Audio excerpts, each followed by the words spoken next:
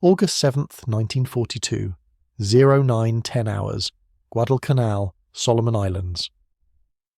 The ramps dropped on the Higgins boats, and 11,000 United States Marines of the 1st Marine Division waded ashore onto a beach that would change everything about America's understanding of the Pacific War. Among the men stumbling through the surf, weighed down by packs and bolt-action Springfield rifles, was a 23-year-old private named Robert Leckie, a machine gunner who would later become one of the war's most famous chroniclers. None of them knew it yet, but within hours they would encounter a weapon that would fundamentally alter their perception of their enemy. The Type 99 Arisaka rifle. The landing itself was almost anticlimactic. The Japanese construction workers and the handful of combat troops stationed at the partially completed airfield had fled into the jungle after days of American naval bombardment. The Marines found abandoned equipment, half-eaten meals still warm, and something else. Rifles. Dozens of them scattered in the workers' quarters and defensive positions. Long, well-made bolt-action weapons with strange rear sights, featuring folding arms that looked like wings, a wire monopod folded beneath the barrel, and a dust cover sliding over the bolt. Most were stamped with Japanese characters and topped with a 16-petaled chrysanthemum, the imperial seal marking them as property of the emperor himself.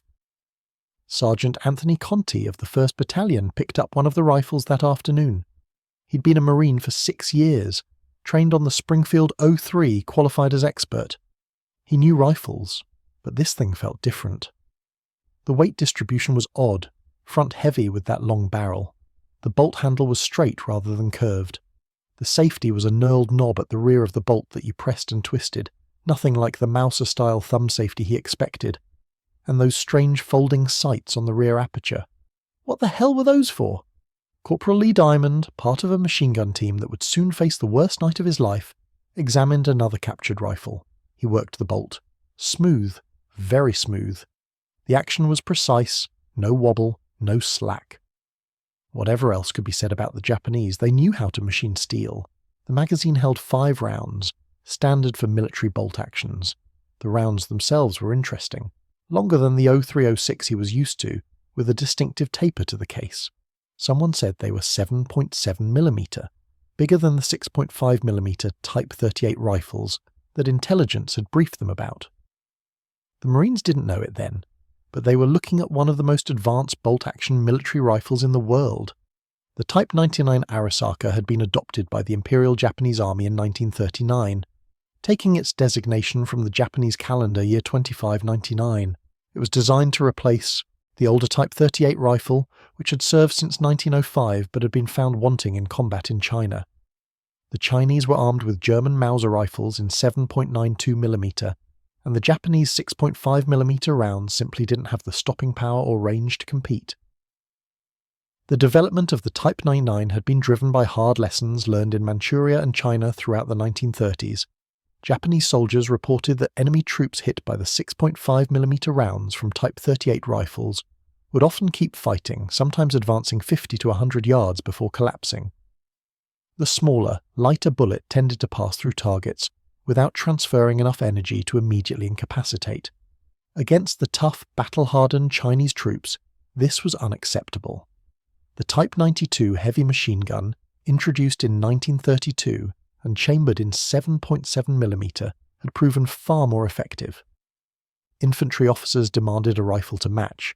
The Type 99 was the answer, built on the proven Arisaka action, which itself was derived from Mauser designs, studied by Colonel Nariakira Arisaka. During Japan's Meiji-era military modernization, it incorporated numerous improvements. The 7.7 by 58mm cartridge delivered a 180-grain full-metal jacket bullet at approximately 2,400 feet per second from the rifle's 26-inch barrel. This gave it ballistic performance roughly comparable to the British .303, more powerful than the American .3006 Springfield at typical combat ranges. The cartridge generated around 2,800 joules of muzzle energy, enough to drop a man with a solid torso hit and penetrate light cover that would stop smaller calibers. But raw power was only part of the story.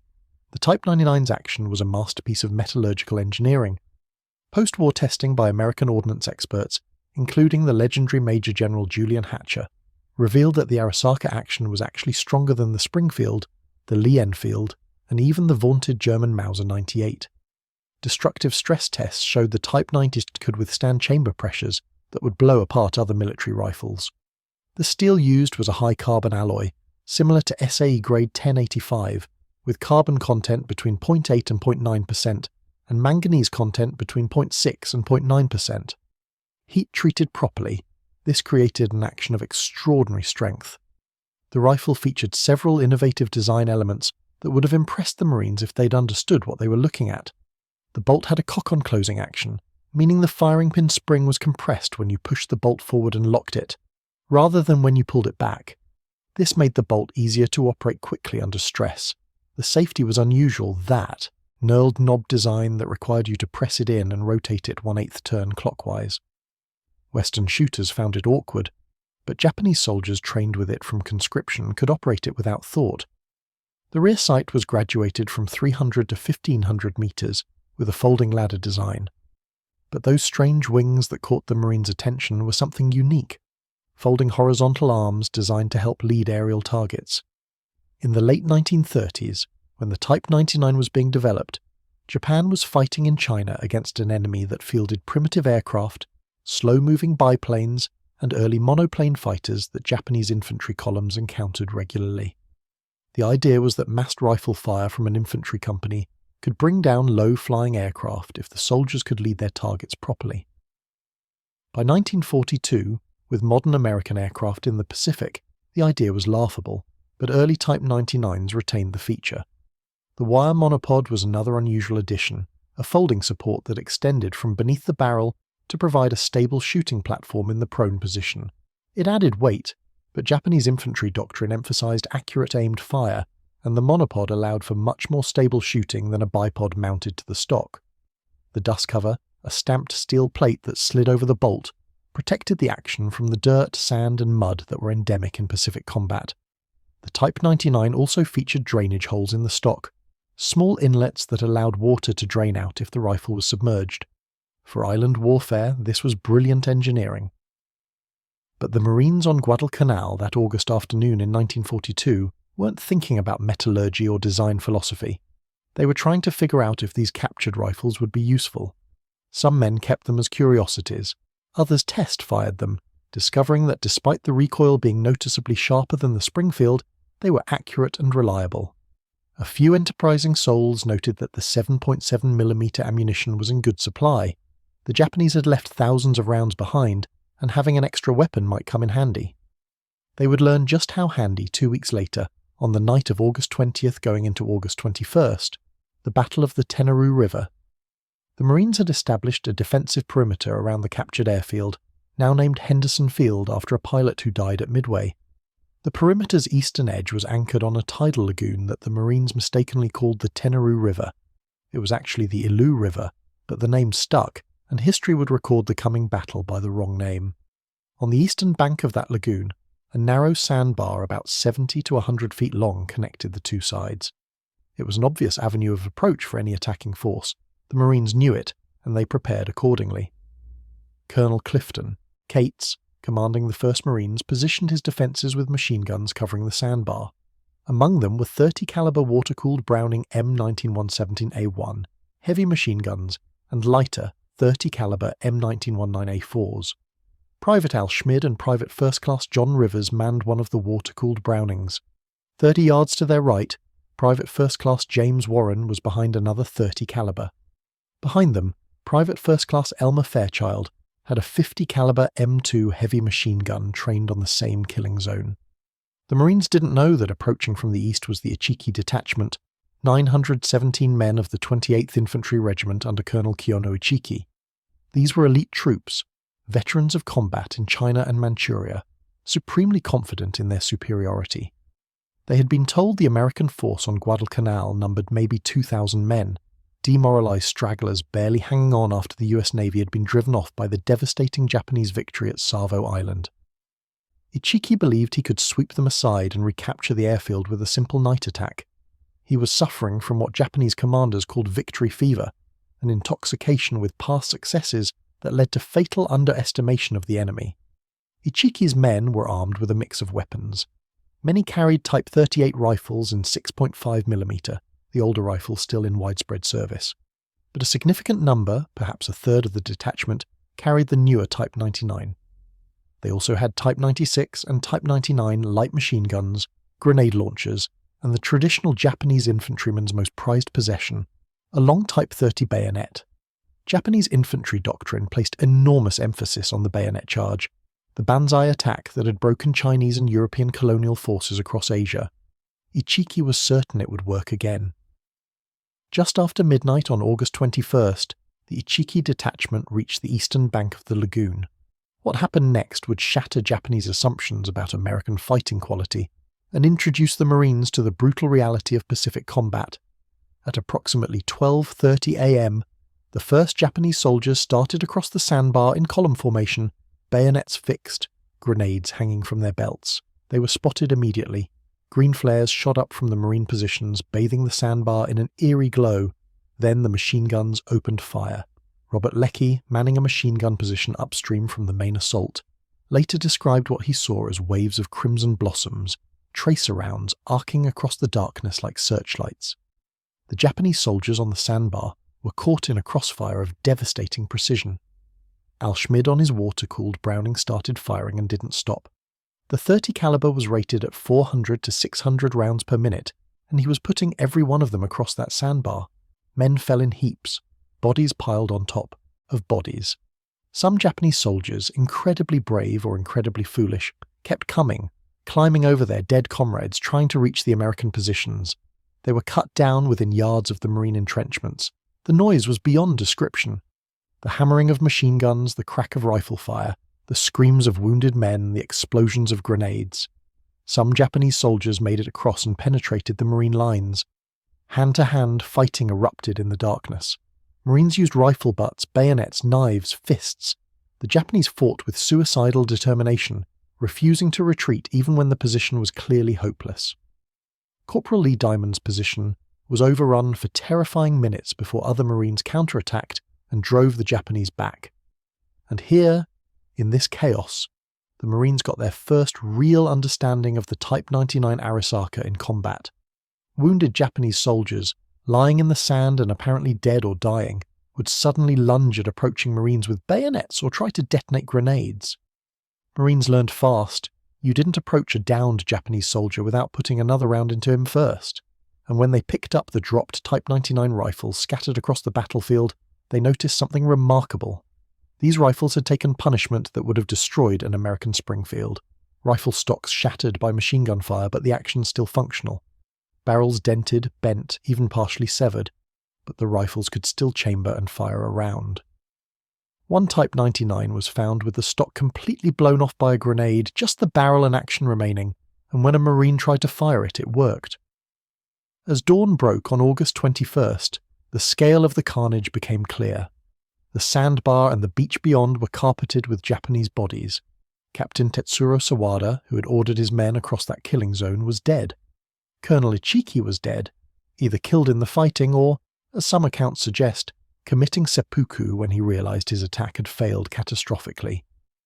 Of the 917 men of the Ichiki detachment, over 800 were dead or dying. Only about 100 made it back to their rallying point at Taivu, and only 15 Japanese soldiers were captured alive. The Marines had lost 34 men killed. The disparity was shocking, almost incomprehensible. But what struck the Marines more than the numbers was the behavior of the Japanese soldiers. They had fought to the last man. They had refused to surrender. Even the wounded had tried to take Americans with them. This wasn't warfare as the Marines understood it. This was something else entirely, a fanaticism that bordered on the suicidal. And scattered across the battlefield were hundreds of captured rifles, Type 99s and Type 38s, most of them in surprisingly good condition, despite the night of violence. Marines examined them more closely now with the adrenaline of combat fading into exhausted curiosity. These were well-made weapons, that much was clear. The machining was excellent, the fit and finish superior to what many Marines expected from a supposedly inferior enemy. The bolts operated smoothly. The triggers had clean brakes. The sights, while unusual, were finely adjusted. Lieutenant Colonel John George, who would later serve with the 164th Infantry Regiment on Guadalcanal, test-fired captured Type 99s and Type 38s extensively. His assessment, published in his 1947 memoir Shots Fired in Anger, surprised many American readers. He praised the rifle's reliability and accuracy, noting that in the brutal conditions of jungle warfare, the Arisaka rifles often functioned better than American weapons. The dust covers kept sand and mud out of the actions. The chrome-lined barrels, a feature of early production Type 99s, resisted corrosion in the humid salt air environment. The rifles could be dunked in streams and lagoons, those drainage holes in the stock allowing water to flow out, and would fire reliably within minutes. George also examined captured Japanese light machine guns, particularly the Type 96 in 6.5mm and the newer Type 99 machine gun in 7.7mm. His conclusion was controversial and would be censored from some versions of his book. He wrote, "I have shot both weapons rather extensively, and I'm sure of myself when I say that I would rather be armed with a Type 96 light machine gun than with any of our bar types. I believe it to be a better gun." This was heresy in an American military establishment that considered its weapons superior by definition, but George was reporting what he observed in actual combat conditions. As the Guadalcanal campaign ground on through August and into September, the Marines continued to encounter Japanese forces armed with a mix of Type 38 and Type 99 rifles. The pattern observed after Tenaru repeated itself in engagement after engagement. The Japanese would attack with reckless courage, often at night, often in banzai charges that threw men against prepared defensive positions.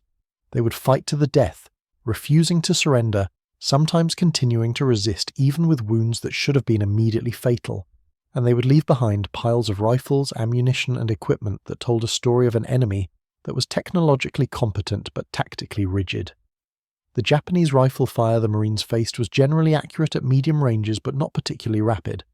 The bolt action required time to cycle between shots, and Japanese training emphasized aimed fire over volume. In defensive positions, a well-trained Japanese rifleman could be deadly, picking off Marines at ranges of 300 to 500 yards.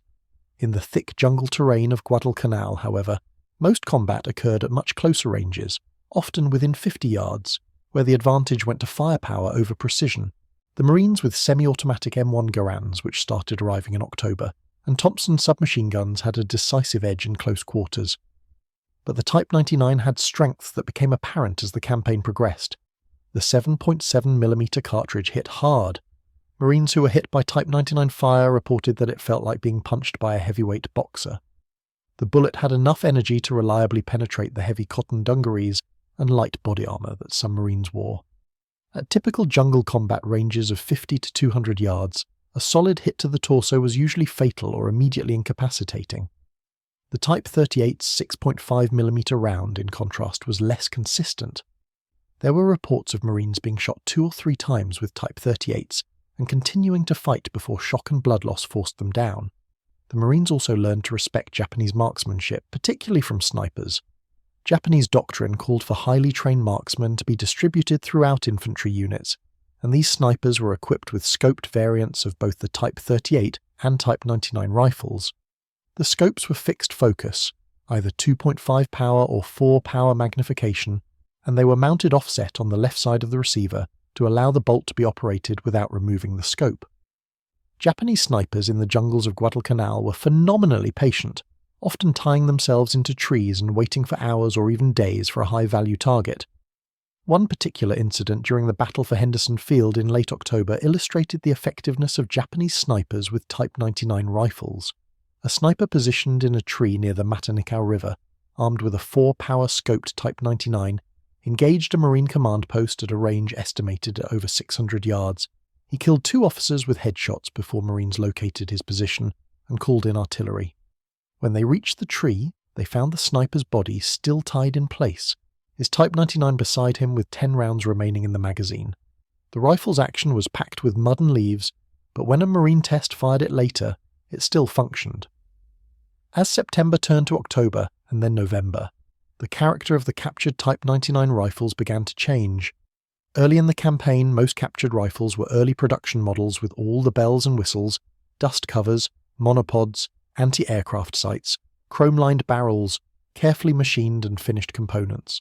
But as Japanese reinforcements arrived from other theatres, the Marines started seeing simplified rifles. No dust covers, no monopods, simpler rear sights, just a fixed aperture rather than the elaborate adjustable ladder. Cruder finishes, tool marks visible on the metal, stocks that showed saw marks and unfinished wood. This was Japan's war economy beginning to strain under the pressure of fighting on multiple fronts. The simplified Type 99s, which American collectors would later call last-ditch rifles, were attempts to speed production and conserve materials. But the Marines noticed that even these simplified rifles were functional. They weren't as pretty, but they shot just as straight, and the actions were still strong. A captured Japanese document, translated by intelligence officers, revealed that even in 1943, with production simplified, each Type 99 rifle required 65,000 individual parts, 8 miles of electrical wiring for testing equipment, and precision machining to tolerances of thousandths of an inch. The Japanese were cutting corners where they could, but they couldn't afford to sacrifice functionality. The most dramatic encounter between Marines and the Type 99 Arisaka came not at Guadalcanal but at Tarawa, a year later in November 1943. The island of Betio in the Tarawa Atoll was defended by 4,800 Japanese troops under Rear Admiral Keiji Shibasaki, who had boasted that 1,000,000 men couldn't take Tarawa in 100 years. The island was heavily fortified with concrete bunkers, log and sand fortifications, and interlocking fields of fire that would make the landing beaches a slaughterhouse. The Japanese defenders were armed with a full range of weapons, including hundreds of Type 99 rifles. The landing on November 20th was a disaster. The tide was lower than expected, stranding the Marines' Amtraks and Higgins boats on the reef hundreds of yards from shore. Marines had to wade through chest-deep water under withering fire. Japanese riflemen in fortified positions fired down into the trapped Marines with devastating effect. Type 99 rifles, positioned to cover the reef approaches, killed men by the dozens. Marines described the water churning white with impacts, the sound of bullets cracking overhead, the sight of men disappearing beneath the surface, pulled down by the weight of their gear and mortal wounds. Private First Class Robert Leader, who survived the landing, later recalled seeing a Japanese soldier in a concrete pillbox firing a Type 99 with mechanical precision. One shot. A Marine fell. Work the bolt. Another shot. Another Marine down. Leader counted 7 Marines killed in less than 30 seconds before a tank finally silenced the position. When they reached the pillbox, they found the Japanese soldier dead at his post, his Type 99 beside him with an empty magazine. Around him were stacked another 50 magazines, each loaded with 5 rounds. He had been prepared to fight until his ammunition ran out or he was killed. He got his wish. The Battle of Tarawa was won in 76 hours of the most intense fighting the Marines had experienced to that point. Of the 4,800 Japanese defenders, only 17 were captured alive. The rest died in place. The Marines lost over 1,000 men killed and more than twice that wounded. And when the battle was over and the Marines searched the shattered fortifications, they found Type 99 rifles everywhere, in bunkers, in fighting holes, on the bodies of dead soldiers who had tied themselves to their positions to prevent them from fleeing even if they wanted to. Many of these rifles showed signs of having been fired hundreds of times in the 3-day battle. Barrels were hot enough to blister skin. Actions were caked with powder residue, but almost all of them still functioned. This pattern repeated itself across the Pacific as the Marine Island hopping campaign continued. Kwajalein in February 1944, Saipan in June, Peleliu in September, Iwo Jima in February 1945, Okinawa in April. At each island, the Marines faced Japanese defenders armed with Type 99 rifles, and at each island they captured or recovered hundreds or thousands of those rifles after the fighting ended. The rifles told a story of an enemy that was increasingly desperate, increasingly under-resourced but never willing to surrender. By 1944, the quality of captured Type 99 rifles had declined noticeably. The late war rifles were missing most of the features that had characterized the original design. No dust covers, no monopods, no adjustable sights. The safety knobs went from finely knurled to coarsely machined to just flat pieces of metal. The bolts went from carefully shaped with smooth contours to crude cylindrical forms welded together. Wooden butt plates replaced steel. Stocks were roughly cut, sometimes showing cracks and splits from unseasoned wood. Some rifles even had finishes that were barely more than rust prevention. But the Marines discovered something remarkable. Even these last-ditch Type 99 rifles, made in factories that were being bombed regularly, with materials that were increasingly scarce, by workers who were often conscripted and untrained, even these rifles worked. The actions were still strong, the barrels were still adequate. A Marine could pick up a late-war Type 99, load it, and put rounds on target at combat ranges. It wasn't pretty, but it was functional, and in war, functional is all that matters. There was, however, a dark side to this late-war production that the Marines didn't fully understand until after the war. Some Type 99 rifles produced in the final months of the war from late 1944 through mid-1945 were made with no heat treatment of the steel at all. These rifles, produced in a desperate attempt to arm the millions of civilians being organized for homeland defense against the expected American invasion, were essentially made of mild steel. They looked like Type 99 rifles. They had all the right external features, but they were extraordinarily dangerous to fire with full-power ammunition. The untreated steel actions couldn't handle the 50,000 psi chamber pressures generated by the 7.7mm cartridge. Fire one of these rifles, and you risk the bolt blowing back into your face or the receiver splitting open. Several Marines were injured or killed testing captured rifles that they didn't realize were training rifles designed only for low-pressure blank ammunition. These incidents, combined with some genuine last-ditch rifles that failed catastrophically, led to a widespread belief that late-war Japanese rifles were unsafe, crude, and inferior. This belief was largely unjustified. The vast majority of late-war Type 99 rifles, even the simplified ones, were properly heat-treated and perfectly safe to fire. But the reputation stuck, and for decades after the war, the Type 99 was dismissed in American gun circles as a cheap, unreliable weapon made by a failing industrial power. Nothing could be further from the truth. Post-war testing by American ordnance experts consistently showed that properly manufactured Type 99 rifles were among the strongest bolt-action rifles ever made. The final chapter in the Marine Corps' encounter with the Type 99 Arisaka came at Iwo Jima and Okinawa in 1945. These were the bloodiest battles of the Pacific War, fought against Japanese defenders who knew they were making their last stand. At Iwo Jima, Lieutenant General Tadamichi Kuribayashi had forbidden the traditional banzai charges that had characterized earlier battles. Instead, he ordered his men to fight from deeply dug-in positions, inflicting maximum casualties on the Americans before dying in place. Each Japanese soldier was ordered to kill 10 Americans. The Marines landing on Iwo Jima on February 19th, 1945 faced Japanese positions that had been years in the making. Bunkers with multiple firing ports, tunnels connecting positions so defenders could fall back and reappear elsewhere. Artillery and mortar positions zeroed in on every square yard of the invasion beaches, and everywhere Japanese soldiers with rifles, Type 99s, Type 38s, even some captured American Springfields and Garands. They waited until the beaches were packed with Marines, then opened fire. The Battle of Iwo Jima would last 36 days and cost the Marines nearly 7,000 dead, more than in any other battle of the war, the only battle where American casualties exceeded Japanese casualties. The fighting was savage, yard by yard, bunker by bunker, cave by cave, flamethrowers and grenades and close-range rifle fire. And throughout it all, the Type 99 performed exactly as it was designed to. It was accurate enough for the ranges at which most fighting occurred, 50 to 200 yards. It was reliable enough to function in the volcanic sand that got into everything.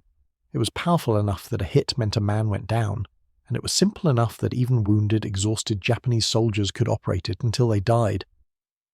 Private First Class James Slaughter, a Navy corpsman assigned to the Marines at Iwo Jima, recovered a Type 99 rifle after the fighting near the base of Mount Suribachi. The rifle had belonged to a Japanese soldier killed in a banzai charge on the night of March 25th. The soldier had been hit by a flamethrower, and the rifle's stock showed extensive charring. But the action still worked, and when Slaughter later brought the rifle home as a war trophy, he discovered it could still be fired. That rifle sits in a collection today, a scarred testament to the durability of the Arisaka design. At Okinawa, from April through June 1945, the Marines and Army units faced the largest concentration of Japanese troops of any island battle. Over 100,000 defenders, many of them armed with Type 99 rifles.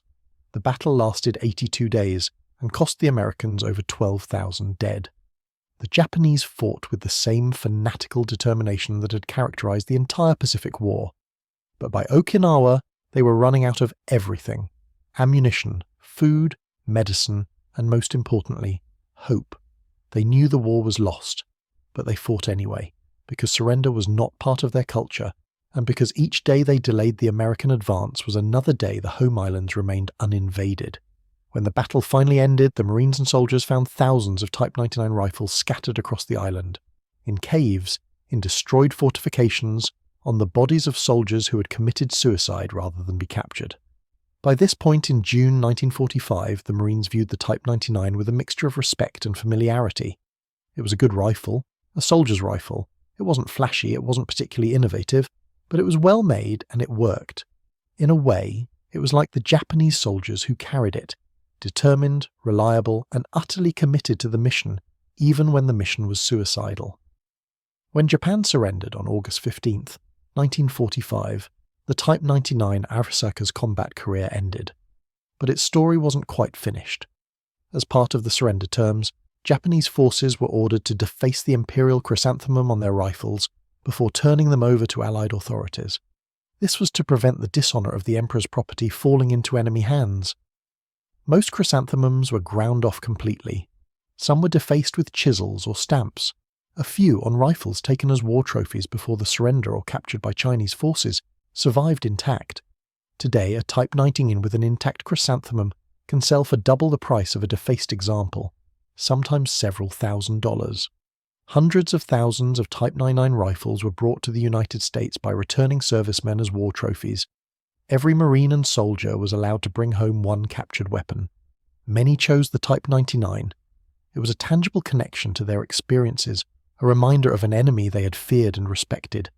These rifles filled attics and basements and gun safes across America, often forgotten, sometimes rediscovered by children or grandchildren decades later. What's that Japanese rifle in Grandpa's closet? It's a Type 99 Arisaka, son. I took it off Iwo Jima, or Okinawa, or Tarawa, or Guadalcanal. For many years, these rifles were considered curios, interesting historical artifacts but not particularly valuable. The Japanese occupation and the general post-war attitude toward Japan meant that Japanese military equipment wasn't highly prized. But as the generation that fought the war began to age and pass away, interest in Pacific War history grew. Collectors began seeking out Type 99 rifles, documenting their variations, researching their history. Today, early war Type 99 rifles with all their features intact can bring significant prices from collectors.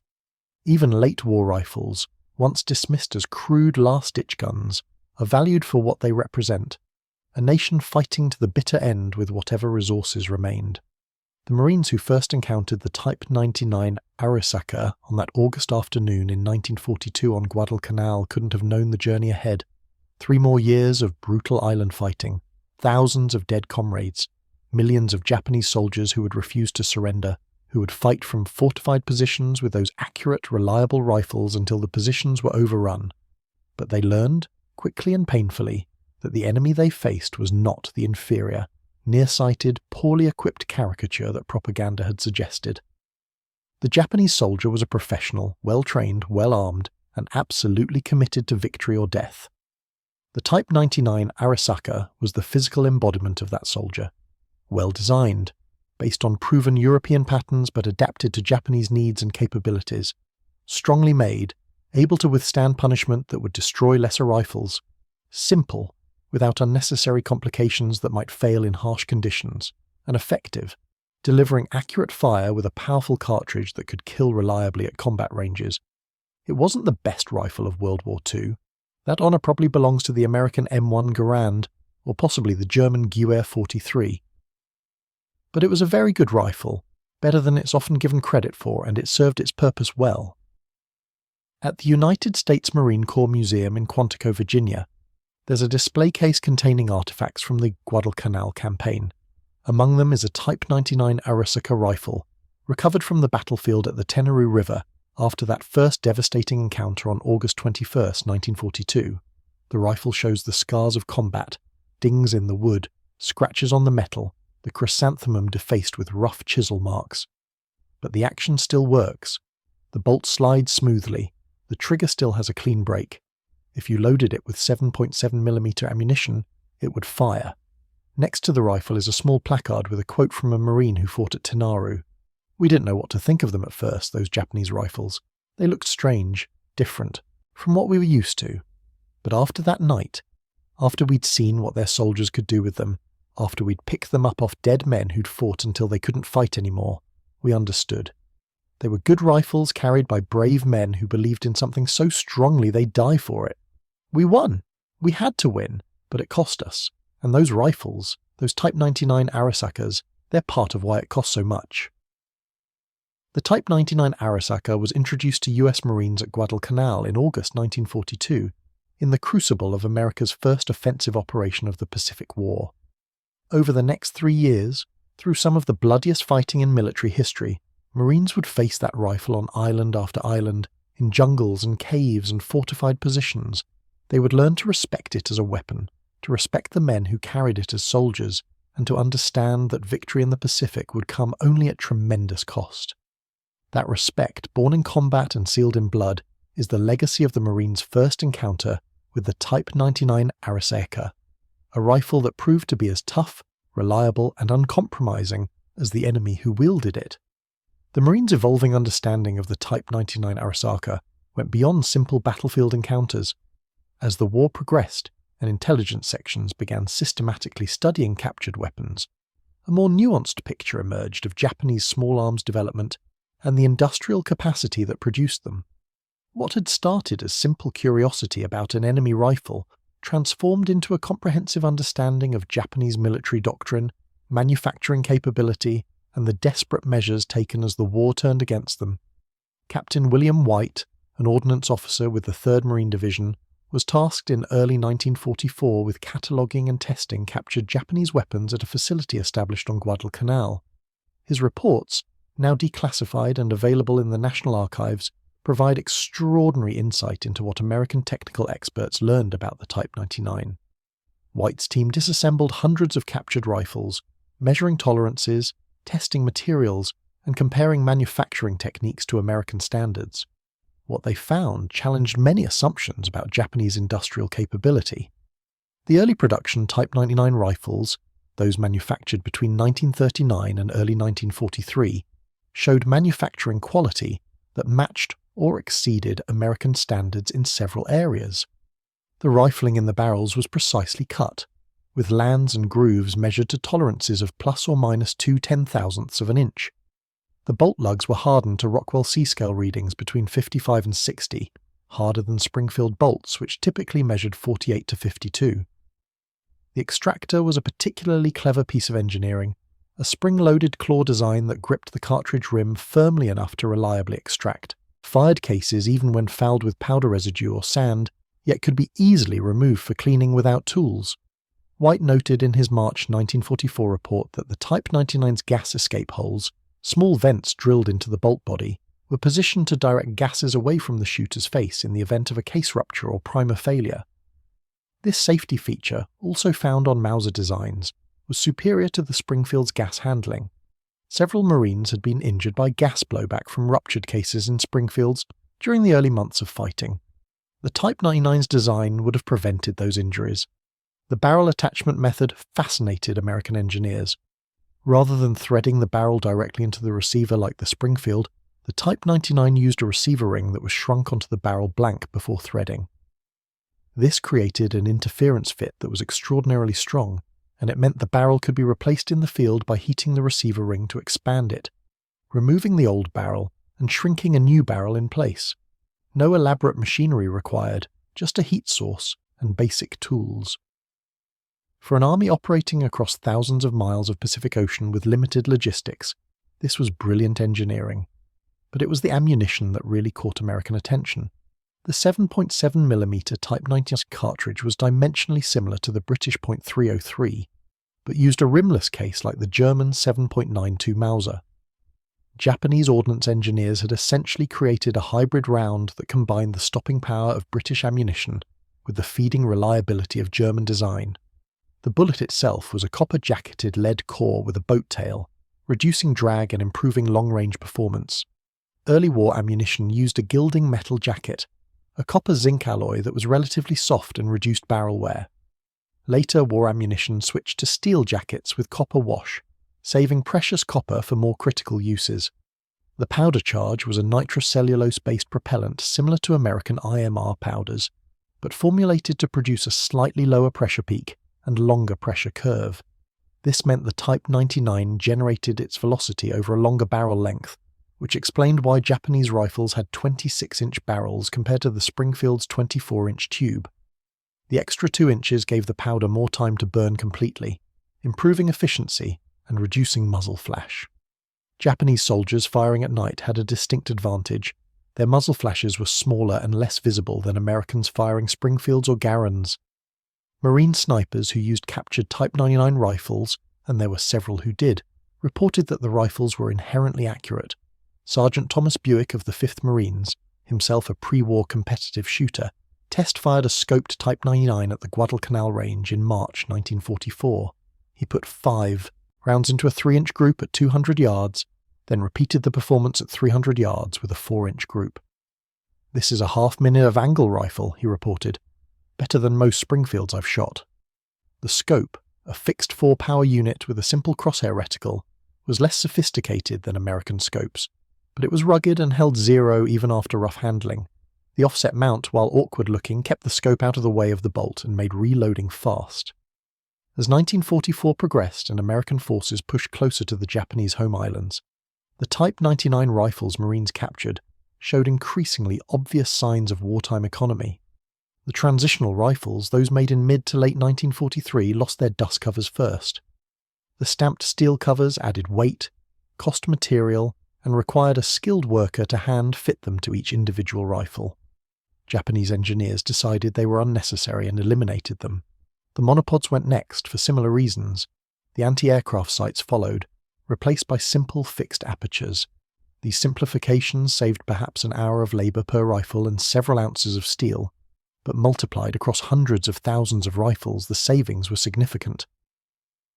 Private First Class Eugene Sledge, who would later write one of the most acclaimed memoirs of the Pacific War, encountered his first late war Type 99 on Peleliu in September 1944.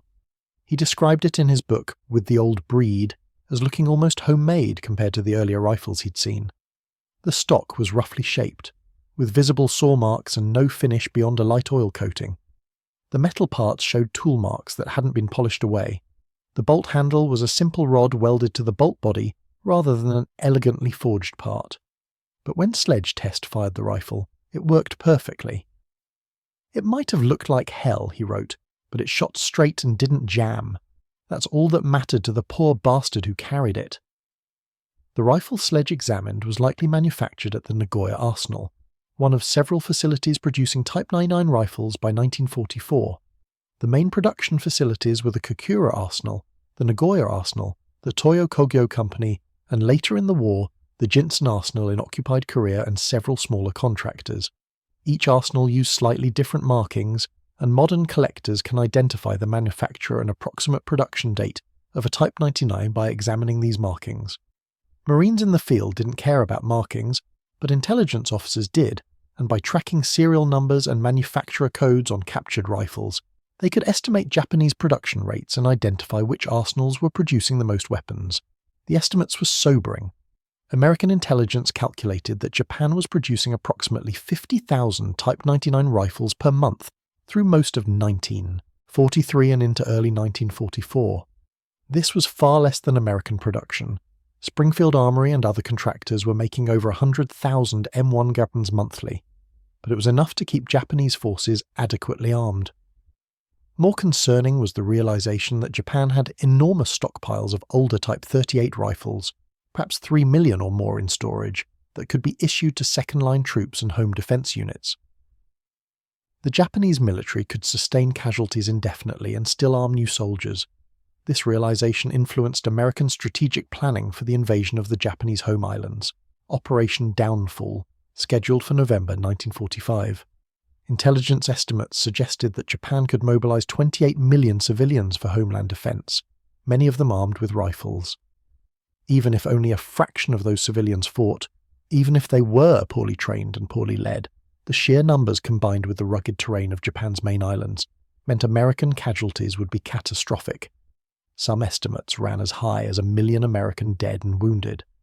The atomic bombs dropped on Hiroshima and Nagasaki in August 1945, ending the war before the invasion became necessary, saved countless lives on both sides.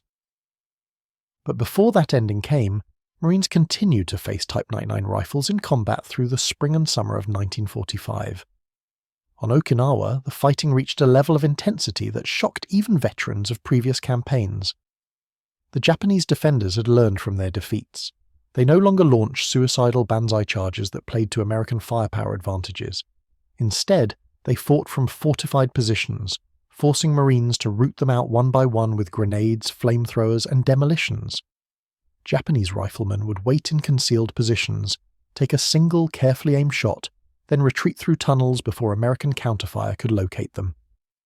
Corporal Sterling Mace, fighting with the 1st Marine Division on Okinawa, described the constant threat of Japanese rifle fire in his memoir. "You never knew where the next shot was coming from," he wrote. "A crack, and the guy next to you goes down. No warning, no sustained fire to locate. Just one shot from a Type 99 and another Marine was dead or wounded. It wore on you, that constant danger. You couldn't relax, couldn't rest. Any moment might be your last, and you'd never see it coming." The Japanese had also learned to target specific individuals: officers, radio operators, corpsmen, anyone whose death would disrupt American operations. Marines started removing rank insignia and trying to blend in, but experienced Japanese soldiers could identify leaders by their behavior, stand up to give orders, and a rifleman 300 yards away would put a 7.7mm round through your chest. Point at something to direct fire, and you'd marked yourself for death. The Marines learned to keep flat, to use indirect communication, to never expose themselves unnecessarily. These lessons were written in the blood of men who learned them too late. The Type 99's accuracy at medium range made it ideal for this kind of warfare. Japanese soldiers defending Okinawa typically had good fields of fire across open ground that Marines had to cross. A competent rifleman with a Type 99 could consistently hit man-sized targets at 300 yards, and the 7.7mm bullet retained enough energy at that range to kill reliably. Marines caught in the open had no chance. The only solution was to advance under cover of artillery and air support, using smoke and suppressive fire to obscure Japanese positions, then close to ranges where American automatic weapons, the M1 Garand, the Bar, and the Thompson submachine gun dominated. At close range, under 100 yards, the semi-automatic Garand had an enormous advantage over the bolt-action Type 99. An experienced Marine with the Garand could fire aim shots faster than a Japanese soldier could work his bolt, and the 8-round on-block clip meant the Marine had more rounds between reloads. But this advantage only mattered if the Marine survived to close range, and many didn't. Japanese defensive positions on Okinawa were carefully sighted to cover approaches with interlocking fire, move into the open, and multiple riflemen would engage simultaneously. The Marines called these killing zones, and crossing them required either overwhelming firepower support or accepting terrible casualties. Sergeant Robert McCard, who fought through the entire Okinawa campaign, collected a Type 99 rifle from a destroyed Japanese bunker on the Shuri Line in May 1945. The rifle had been fired so many times that the barrel was noticeably eroded when McCard examined it later. The throat was worn, the rifling shallow for the first 6 inches, but it still shot reasonably well. McCard Test fired it at cans set up at 100 yards and hit consistently. That rifle had probably killed dozens of Marines, he reflected years later in an oral history interview. It had been fired thousands of times, was beat to hell, and it still worked. Say what you want about the Japanese, they built things to last. The final major combat use of the Type 99 Arisaka by Japanese forces came during the Battle of Okinawa's southern caves in June 1945. Japanese soldiers retreated into an extensive cave system in the southern part of the island, and the Marines had to clear them out cave by cave, tunnel by tunnel. It was claustrophobic, terrifying work. Engineers would blow holes in cave entrances with satchel charges, Then infantrymen would rush in with flamethrowers and grenades. Often they found Japanese soldiers waiting with rifles, ready to fight to the death in the darkness. Private First Class James Anderson was killed clearing a cave on June 18, 1945, shot by a Japanese soldier firing a Type 99 in near total darkness. The Japanese soldier was less than 15 feet away when he fired, close enough that the muzzle flash temporarily blinded the other Marines in Anderson's squad. They returned fire blindly, killing the Japanese soldier, but Anderson died within minutes.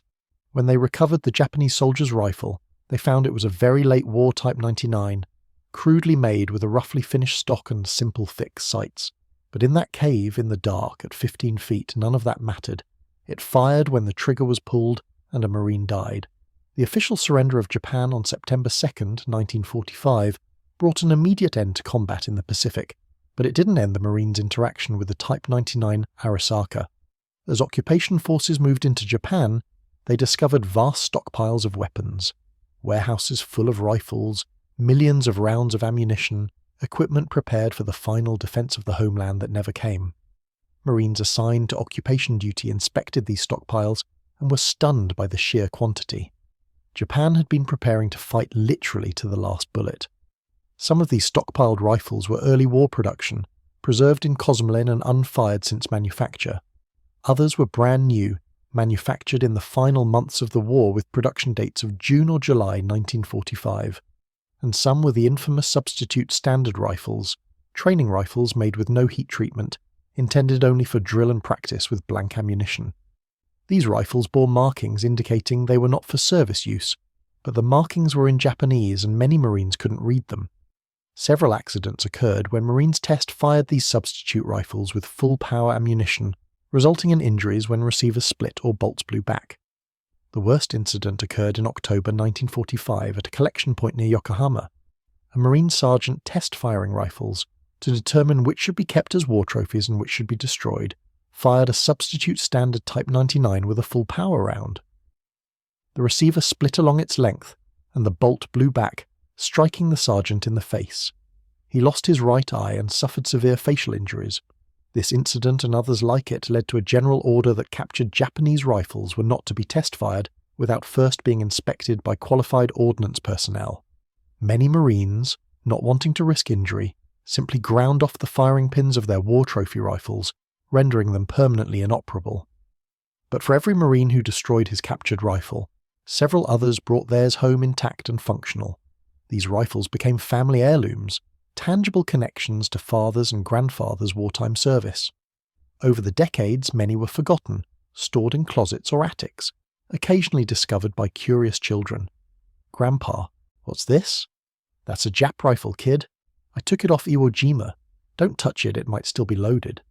Except it usually wasn't loaded, and often the Marine in question hadn't taken it from Iwo Jima at all. Memory plays tricks over decades, and rifles have a way of acquiring more interesting histories than they actually had. The real contribution to historical understanding came from Marines who kept detailed records, who wrote down where and when they captured their rifles, who preserved documentation. These rifles, with provenance establishing their history, have become valuable research tools for historians studying the Pacific War. A Type 99 with a known history, captured at a specific battle on a specific date, can be compared to production records and manufacturing data to create a timeline of Japanese armaments production. Was the rifle early war or late war production? What arsenal made it? What simplifications were present? These details tell the larger story of Japan's war economy. Collectors and researchers have identified distinct production periods for the Type 99. The early series, 1939 to 1942, featured all accessories and the finest fit and finish. The mid-series, 1943 to early 1944, saw the elimination of dust covers, monopods, and anti-aircraft sights, but quality remained high. The late series, mid-1944 to mid-1945, showed cruder manufacture but functional design, and the last-ditch series, final months of the war, exhibited rough finishing and substitution of materials while maintaining functional integrity. Some researchers argue that the term last ditch is misleading and disrespectful to Japanese workers who maintained quality standards under incredible hardship. Japan in 1945 was being systematically destroyed by American bombing. Cities burned. Factories were hit repeatedly. Workers were malnourished, overworked, and living under constant threat of air attack. Yet they continued producing rifles that functioned. That these rifles lacked the elegant finishing of earlier production shouldn't overshadow the achievement of producing any functioning weapons at all under those conditions. This perspective has gained acceptance in recent decades as historians have developed more nuanced understanding of the Pacific War. The old narrative of Japanese incompetence and American superiority has given way to recognition that Japan was a formidable enemy that fought with skill, courage, and increasingly desperate determination.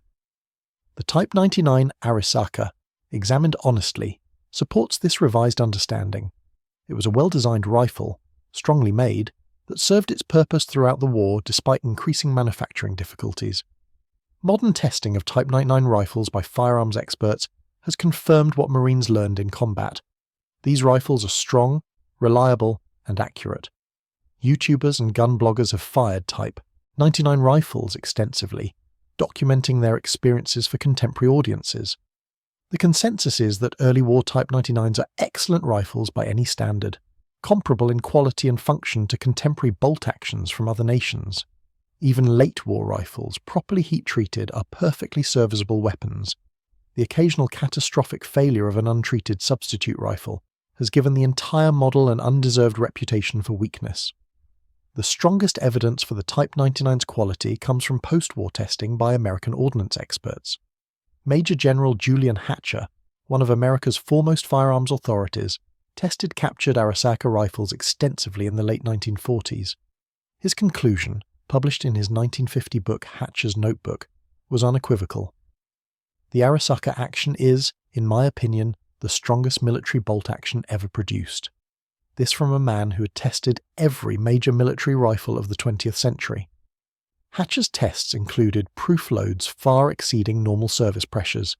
Type 99 actions consistently withstood pressures that destroyed Springfields, Mausers, and Enfields. Why then the persistent myth that Japanese rifles were crude and unreliable? Part of it is wartime propaganda that couldn't be easily corrected after the war. America had spent years depicting the Japanese as inferior in every way, and acknowledging they produced excellent small arms didn't fit the narrative. Part of it is the unfortunate incidents with substitute rifles that created a fear of Japanese weapons. Part of it is simple unfamiliarity. Americans knew their own rifles intimately, but Japanese rifles remained foreign and strange. And part of it is the tendency for victors to write history in ways that emphasize their own superiority. The Marines who actually fought with and against Type 99 rifles generally held more balanced views. They knew the rifle was good because they'd seen what it could do. They'd watched Japanese soldiers fight with skill and determination. They'd captured rifles that worked despite horrible abuse. But they also knew that American firepower, American production, and American resources had won the war despite Japanese weapons quality. The M1 Garand was better than the Type 99, not because it was more accurate or stronger, but because it was semi-automatic and America could produce them by the millions. The Pacific War was ultimately decided by industrial capacity and logistics, not by whose rifles were slightly better engineered. Today, Type 99 Arisaka rifles occupy an interesting place in firearms history and collecting. They're common enough that most aren't particularly valuable. Tens of thousands were brought back as war trophies, but nice examples with all matching numbers and intact chrysanthemums can command significant prices. The rifles are studied by historians, collected by enthusiasts, and occasionally still fired by shooters who appreciate their strength and accuracy.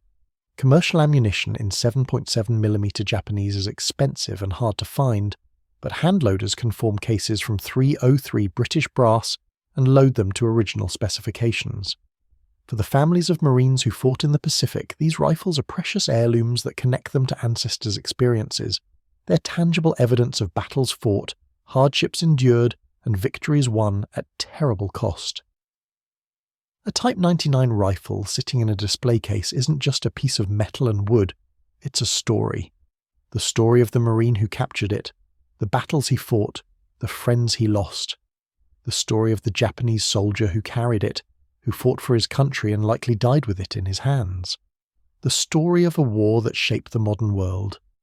The encounter between US Marines and the Type 99 Arisaka began at Guadalcanal in August 1942 and ended with Japan's surrender in September 1945.